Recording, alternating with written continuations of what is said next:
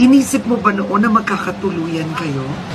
Si Dennis kasi yung first love ko Miss Karen. So, syempre, yun yung nilulook forward ko. Yun yung gusto ko, yun yung dream ko na makasama siya, ganyan.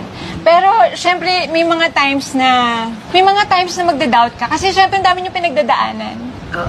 So, ganon lang. Pero hindi mawawala sa isang relasyon talagang may ups and downs talaga.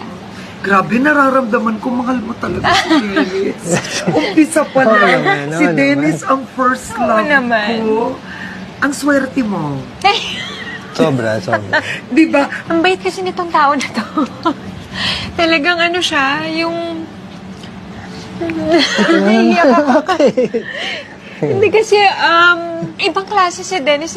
Siya yung isa sa mga, pinaka-generous, pinaka-totoo, pinaka-mapagmahal na taong kakilala ko.